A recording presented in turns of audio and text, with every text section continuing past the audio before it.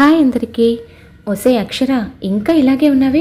అవతల పెళ్లివారు వచ్చే టైం అవుతుంది, వెళ్ళి కాస్త ఆ బట్టలు మార్చుకొని రెడీ అవ్వు అని పిన్ని అంటూ ఉండగా, పిన్ని నాకు ఈ పెళ్ళి ఇష్టం లేదు, నువ్వు నాకు పెళ్ళి చెయ్యకపోయినా పర్వాలేదు, నేను జీవితాంతం ఇలానే ఇంట్లో ఓ మూలన పడుంటాను అని పిన్ని కాళ్ళు పట్టుకుని ఏడ్చాను నేను. కానీ పిన్ని మాత్రం ఎంతకు నా కన్నీళ్లకు కరగలేదు. బలవంతంగా నన్ను రెడీ చేసి పెళ్లివారి ముందు కూర్చోబెట్టింది. ఇంతకుముందే అన్నీ మాట్లాడుకున్న సంబంధం కావడం వల్ల వాళ్ళు రావడం కేవలం ఫార్మాలిటీయే. వచ్చారు, నన్ను చూశారు, అన్నీ మాట్లాడుకుని మరో వారం రోజుల్లో పెళ్ళికి ముహూర్తం పెట్టుకొని వెళ్ళారు. పెళ్లివారు వచ్చి వెళ్ళిన తర్వాత కూడా పిన్నిని మరొకసారి నేను బ్రతిమాలుతూ ఈ పెళ్ళి చేసుకోను అని అడిగాను. కానీ పిన్ని నా మాటకు ఒప్పుకోలేదు. ఇక చేసేదేమీ లేక ఏడుస్తూ గదిలో ఓ మూలన కూర్చున్నాను. మా అమ్మా నాన్నలకు నేను ఒక్కతే అమ్మాయిని. నాన్న వ్యవసాయం చేస్తూ ఉండేవారు, అమ్మ పాడి చూసుకుంటూ ఇల్లు చక్కబెట్టుకునేది. అమ్మా నాన్నలతో ఉన్నంతకాలం నా జీవితం ఏ లోటు లేకుండా చాలా సంతోషంగా గడిచిపోయేది. నేను 10వ తరగతి చదువుతున్నప్పుడు అమ్మ అనారోగ్యంతో మాకు దూరమై మా జీవితాలలో విషాదం నింపి వెళ్ళిపోయింది. ఆ తర్వాత 1 సంవత్సరం నేను నాన్న ఇద్దరం మా జీవితాలను అలా గడిపేశాం. ఇరుగు పొరుగు వారు బంధువుల సలహాల మేరకు సంవత్సరం తర్వాత మా నాన్న పిన్నిని పెళ్లి చేసుకున్నారు. పిన్ని మా జీవితాల్లోకి వచ్చిన తర్వాత మా జీవితాల్లో ఎన్నో మార్పులు వచ్చాయి. తను పైకి గట్టిగా ఏమీ అనకపోయినా కంటి చూపుతోనే నన్ను నాన్నను శాసించేది. నేను చిన్నప్పటి నుంచి చదువులో ముందుండడంతో నన్ను ఒక గవర్నమెంట్ ఉద్యోగిగా చూడాలన్నది నాన్న కోరిక. చిన్నప్పుడు నాతో చాలాసార్లు చెప్పేవారు, అమ్మ అక్షర, నువ్వు బాగా చదువుకొని మంచి ఉద్యోగం సంపాదించి పేదవారికి సాయంగా ఉండాలమ్మా అనేవారు. ఆడపిల్లను ఇంకా చదివించడం అనవసరమని పిన్ని ఎంతో చెప్పినా కూడా నా చదువు విషయంలో మాత్రం నాన్న పిన్ని మాటలు పడనివ్వలేదు. అలా మొత్తానికి పిన్నికి ఇష్టం లేకపోయినా సరే నాన్న పట్టుదలతో నేను కష్టపడి చదవడంతో ఇంటర్లో కాలేజ్ టాపర్గా నిలిచాను. దాంతో కాలేజ్ వాళ్ళు నన్ను డిగ్రీలో ఉచితంగా సీట్ ఇచ్చి జాయిన్ చేసుకున్నారు. అలా 2 సంవత్సరాల డిగ్రీ మంచి మార్కులతో పూర్తి చేసి 3వ సంవత్సరం సగం పూర్తయ్యేసరికి విధి నా జీవితంతో మళ్ళీ ఆడుకుంది. ఈసారి నా దురదృష్టంతో పొలానికి వెళ్ళిన నాన్న పాము కాటుకు గురై శాశ్వతంగా నాకు దూరమయ్యారు. నాన్న కూడా నాకు దూరం కావడంతో ప్రాణం ఉన్న శవంలా మారాను నేను. ఇంకా ఈ ప్రపంచంలో నాకెవరున్నారు, ఎవరి కోసం బతకాలి అనిపించింది. జీవితం మీద ఆశ పూర్తిగా చచ్చిపోయింది.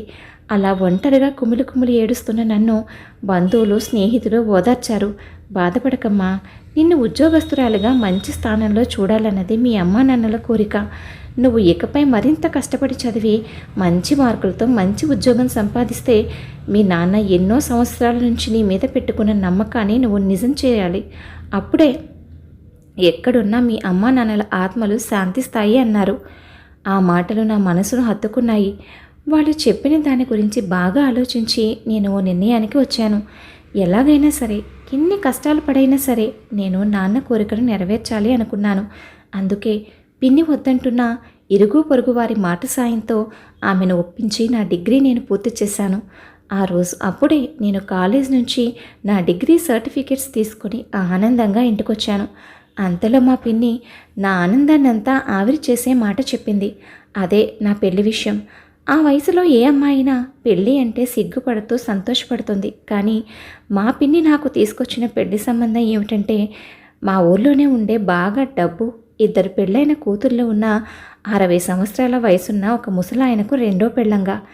నాతో పెళ్లి జరిపిస్తే ఆయన ఎదురు కట్నంగా 20 లక్షలు పిన్నికి ఇస్తానన్నాడట. ఆ డబ్బుకు ఆశపడిన మా పిన్ని నా గురించి అడిగేవారెవరూ లేకపోవడంతో అప్పటి వరకు నా మీద మూట కట్టుకున్న పగతో నాకు ఆ పెళ్లి జరిపించాలని నిర్ణయించుకుంది. నేను ఎంత ప్రయత్నించినా ఈ పెళ్లి ఆపడం నా వల్ల కాదని గ్రహించి ఎలాగైనా సరే అక్కడి నుంచి బయటపడాలనే ఉద్దేశంతో అప్పటికప్పుడు బ్యాగ్లో కొన్ని బట్టలు, నా సర్టిఫికెట్స్ పెట్టుకుని మా నాన్న కోరిక ఎలాగైనా నెరవేర్చాలి అనే నా సంకల్పం ఇచ్చిన మొండి ధైర్యంతో ఆ ఇంటి గడప దాటి బయటకొచ్చాను. పరిగెత్తుకుంటూ రైల్వే స్టేషన్కు వెళ్ళి అక్కడ బయలుదేరడానికి సిద్ధంగా ఉన్న ట్రైన్ ఎక్కాను. అలా ట్రైన్ ఆగిన చివరి స్టేషన్లో దిగాను. స్టేషన్ మొత్తం రకరకాల మనుషులతో గందరగోళంగా ఉంది. ఎటు పోవాలో తెలియని నేను నా బ్యాగ్తో అలా ఓ బెంచ్ మీద కూర్చున్నాను. అలా చాలాసేపు కూర్చునేసరికి వెనకాల నుంచి అక్షర అనే పిలుపు నా చెవిన పడింది. ఇక్కడ నన్ను పిలిచేది ఎవరా అని ఉలిక్కిపడి చూశాను. ఎదురుగా ప్రభాకరం మాస్టారు. నన్ను చూడగానే ఆయన, ఏంటమ్మా అక్షర, ఎక్కడున్నావు? ఎవరితో వచ్చావు? ఎక్కడికి వెళ్తున్నావు? అంటూ ప్రశ్నల వర్షం కురిపించారు. ప్రభాకరం మాస్టారు ఓ 3-4 సంవత్సరాలు మా వీధిలోనే ఉండి పిల్లలకు సంగీతం పాఠాలు నేర్పించేవారు. ఆయన అందరితోనూ కలుపుగోలుగా ఉండే మనిషి. నేను డిగ్రీ 2nd ఇయర్ చదువుతున్నప్పుడు ఆయన ఇల్లు ఖాళీ చేసి వెళ్ళిపోయారు. అలా వెళ్ళిపోయిన మనిషి ఇప్పుడు ఇలా ఎదురయ్యారు. నాన్నగారు ఎలా ఉన్నారమ్మా అంటూ ఆయన అడిగిన ప్రశ్నకు సమాధానంగా జరిగిందంతా ఆయనతో చెప్పాను. నేను చెప్పిందంతా విన్న ఆయన, జరిగిందేదో జరిగింది, ఇంకా సేపట్లో చీకటి పడుతుంది, ఒంటరి ఆడపిల్లవి ఇక్కడ ఎక్కువసేపు ఉండడం అంత మంచిది కాదు, మా ఇల్లు ఇక్కడికి దగ్గరే, అక్కడైతే మా అమ్మ కూడా ఉంటుంది కాబట్టి నీకు కాస్త ధైర్యంగా ఉంటుంది అన్నారు. అప్పుడు నా పరిస్థితి దృష్ట్యా ఆయన మాటను కాదనలేక ఆయనతో పాటు వాళ్ళ ఇంటికి వెళ్ళాను. మాస్టర్ చెప్పినట్టుగానే స్టేషన్కి దగ్గరలోనే వాళ్ళ ఇల్లుంది. మేము ఇంటికి వెళ్ళేసరికి వాళ్ళ అమ్మగారు ఒక చిన్న పాపతో ఇంటి అరుగు మీదే కూర్చుని ఉన్నారు. మాస్టర్ మమ్మల్ని ఒకరికి ఒకరిని పరిచయం చేశారు. పాప పేరు స్వీటీ అంట. పేరుకు తగినట్టే ముద్దుగా మాట్లాడుతూ చాలా క్యూట్గా ఉంది పాప.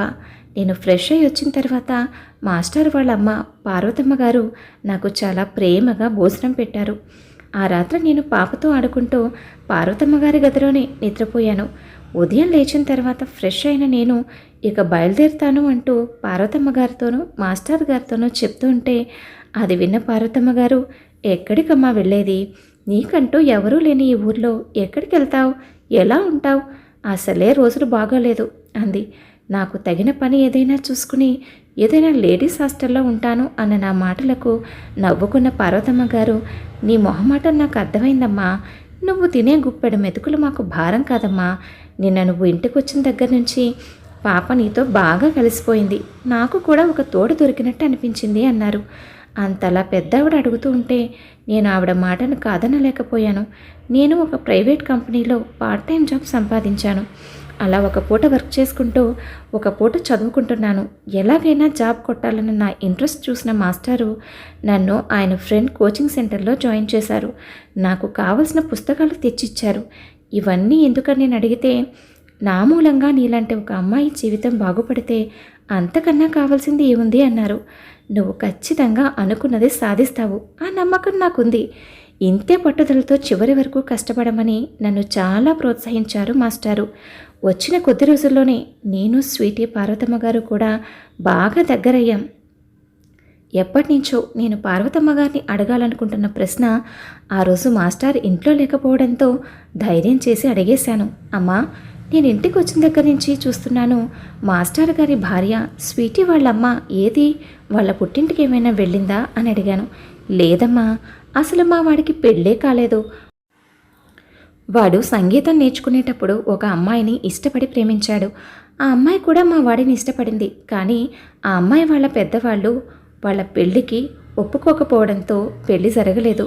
అప్పటినుంచి ఆ అమ్మాయిని తలుచుకుంటూ మా వాడు అలాగే ఉండిపోయాడు. మరి ఈ పాప అని అడిగాను నేను. పసిబిడ్డగా ఉన్న ఈ పాపని ఎవరో ఆ వీధి చివర ఉన్న పాడుబడిన గుడిలో వదిలేసి వెళ్లారు. ఆ పాపని ఎవరూ చెరదీయకపోవడంతో మావాడే తీసుకొచ్చి పెంచుతున్నాడు అన్నారు. మాస్టర్ గురించి తెలిసిన తర్వాత ఆయన మీద నాకున్న గౌరవం మరింత పెరిగింది. అలా కాలక్రమంలో నేను అనుకున్నదే సాధించాను. మా నాన్న కోరిక నెరవేర్చాను. మంచి ప్రభుత్వ ఉద్యోగం సంపాదించాను. ఆ రోజు పార్వతమ్మ గారు ఒంటరిగా, ఈ ఊర్లో అడుగుపెట్టిన నువ్వు ఈరోజు మంచి ఉద్యోగస్తురాలు అయ్యావు. నీలాంటి అమ్మాయి ప్రతి ఇంట్లోనూ ఉండాలి అన్నారు. ఇదంతా నా ఒక్కదాని వల్లే కాలేదమ్మా. మాస్టారు గారు నా వెన్నంటే ఉండి నన్ను ఎంతో ప్రోత్సహించారు. మీరు నాకు తోడుగా నిలబడ్డారు. అందుకే ఈ విజయాన్ని ఇంత తొందరగా నేను సాధించాను అన్నాను. ఆ మాటకి పార్వతమ్మ గారు, అంతా బాగానే ఉంది, సాధించాల్సిందంతా సాధించేశావు, ఇక పెళ్లి చేసుకుంటే బాగుంటుంది కదా అన్నారు. ఆ మాటకు ఏం సమాధానం చెప్పాలో అర్థం కాలేదు నాకు. సిగ్గుతో తలదించుకున్నాను. ఒకరోజు సాయంత్రం మేమంతా ఇంటి ముందు అరుగు మీద కూర్చునుండగా అప్పటి వరకు ఆడుకుంటున్న స్వీటీ ఎదురింట్లో వాళ్ళ అమ్మా నాన్నలతో కలిసి సంతోషంగా ఆడుకుంటున్న బాబుని చూసి డల్ అయిపోయింది. అది గమనించిన నేను స్వీటీ దగ్గరికి వెళ్ళి ఏమైంది అని అడిగితే తన ముద్దు ముద్దు మాటలతో ఆ ఎదురింటి బాబు వాళ్ళ అమ్మా నాన్నలతో కలిసి హ్యాపీగా ఆడుకుంటున్నాడు. నాకు కూడా అలా అమ్మా నాన్నలు ఇద్దరితో కలిసి ఆడుకోవాలని ఉంది. స్కూల్లో పేరెంట్స్ మీటింగ్కి కూడా మా ఫ్రెండ్స్ అందరూ వాళ్ళ అమ్మా నాన్నలు ఇద్దరితో కలిసి వస్తారు. నేను మాత్రం ఆ అమ్మ లేకుండా ఒక డాడీతోనే వెళ్తాను. అవును, నువ్వు మా అమ్మగా రావచ్చు కదా అని అడిగింది స్వీటీ అమాయకంగా. పక్కనే ఉన్న పార్వతమ్మ గారు నా భుజం మీద చెయ్యి వేసి, అవునమ్మా, ఈ మాట నా మనసులో ఎప్పటి నుంచో ఉంది. నిన్ను అడిగితే నువ్వు ఏమనుకుంటావో అని అడగడానికి సందేహించాను. ఇప్పుడు ఆ దైవ నిర్ణయం అన్నట్టు పాపే అడిగింది. చెప్పమ్మా, నువ్వేమంటావు అని నన్ను అడిగారు. మాస్టారు మీద నాకు మంచి అభిప్రాయం ఉంది. ఒకప్పుడు ప్రేమించిన అమ్మాయి కోసం ఇప్పటి వరకు మరో అమ్మాయిని పెళ్లి చేసుకోలేదు. తనది కాని బిడ్డను తన సొంత బిడ్డలా పెంచుతున్నారు. మా ఇద్దరికి వయసులో కాస్త తేడా ఉండొచ్చు, కానీ ఇంతకన్నా మంచి వ్యక్తి నా జీవితంలోకి వస్తారా అనిపించి సరే అన్నట్టుగా తలాడించి స్వీటీని దగ్గరకు తీసుకుని ముద్దు పెట్టుకున్నాను. నా మనసును గ్రహించిన పార్వతమ్మ గారు నవ్వుకుంటూ ఆలస్యం చేయకుండా పక్కనే ఉన్న మాస్టర్ దగ్గరకు వెళ్ళి ఆయన్ని అడిగారు. ఆయన మారు మాట్లాడకుండా నీ ఇష్టమమ్మా అంటూ అక్కడి నుంచి లేచి వెళ్ళిపోయారు. ఆ తర్వాత మంచి ముహూర్తంలో పార్వతమ్మ గారు గుడిలో మా ఇద్దరి పెళ్లి జరిపించారు. ఆ రోజు మా మొదటి రాత్రి. పాల గ్లాస్తో గదిలోకి వెళ్ళిన నేను మాస్టర్ పక్కనే మంచంపై కూర్చున్నాను. నువ్వు ఈ పెళ్ళికి ఒప్పుకుంటావని నేను అస్సలు అనుకోలేదంటూ ఆయన మొదలుపెట్టారు. నేను ఆయన కళ్ళలోకి చూశాను. నీ పట్టుదల, పద్ధతి, పాపతో అమ్మతో నువ్వు మెలిగే విధానం నాకు చాలా నచ్చాయి అక్షర. నువ్వు ఇంటికి వచ్చిన కొద్ది రోజుల్లోనే నా మనసుకు చాలా దగ్గరయ్యావు. కానీ నీతో చెప్తే నువ్వు కాదంటావేమోనని భయంతో ఇన్ని రోజులు నా మనసులోనే మదనపడుతున్నాను. మొదట్లో ఇక జీవితంలో పెళ్లి చేసుకోకూడదు అని నేను అనుకున్నా, ఇప్పుడు పాపకి తల్లిగా, అమ్మకి తోడుగా, కష్టసుఖాల్లో నా మనసును సేద తీర్చే ఒక మనిషి కావాలి అనిపిస్తుంది.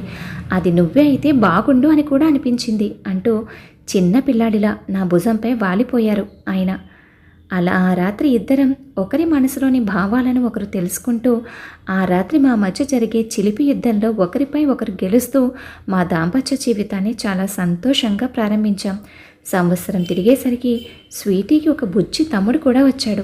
అలా నేను, ప్రభాకరం గారు పాపా బాబుతో సంతోషంగా ఉండడం చూసి పార్వతమ్మ గారు మురిసిపోతున్నారు. కథ విన్నారు కదా అండి. కథపై మీ అభిప్రాయాన్ని తప్పకుండా కామెంట్ చేయండి. మరొక మంచి కథతో మళ్ళీ కలుద్దాం. ఉంటాను మరి.